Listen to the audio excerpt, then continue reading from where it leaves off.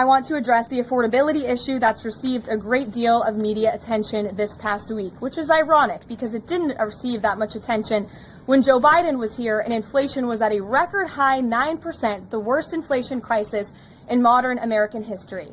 And President Trump won a landslide election in part to address the affordability issues created by Joe Biden and the Democrats. And that's exactly what President Trump has done since day one of his administration. Since the first day in office and every day since, the Trump administration has taken aggressive action to fix the Biden-created cost of living issues. The notion that the same Democrats who just shut down the federal government to sabotage our economy, rob people of their paychecks, and also helped Joe Biden ratchet up inflation to 9% are now suddenly affordability champions. That notion is completely absurd, and it's something only the liberal media would have the gall to push. But the reality is that President Trump and his administration have done so much to lower prices and increase the economic prosperity of the American people, and this president and his team of amazing economic advisors are going to keep working on this issue every single day. In less than 10 short months, President Trump signed the largest middle-class tax cuts in American history, including no tax on tips, overtime, and Social Security, which will guarantee that next year Americans are going to put more money back into their pockets. The president has completely unleashed American energy dominance to help bring gasoline prices to the lowest in 5 years, and we expect them to continue to decrease.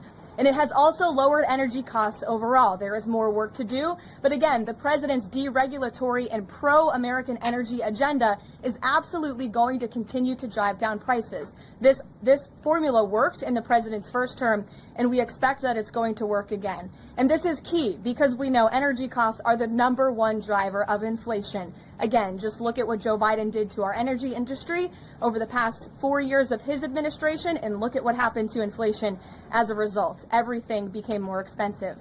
To lower prescription drug prices and healthcare costs, the president has been working around the clock on this issue. He is obsessed with negotiating these good deals on behalf of the American people to bring down pharmaceutical costs and drug costs for Americans, and he has done so on a number of fronts. You have seen him discuss that in the Oval Office several times.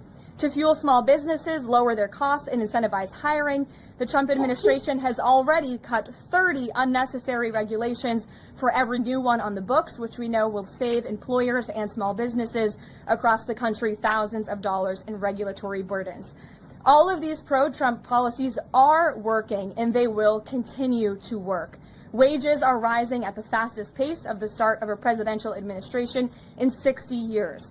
The cost of the typical new mortgage is down by nearly $3,000 per year. There's much work to do, and this administration will continue to do it. But President Trump has already made great progress in cleaning up the economic disaster that was created by Joe Biden.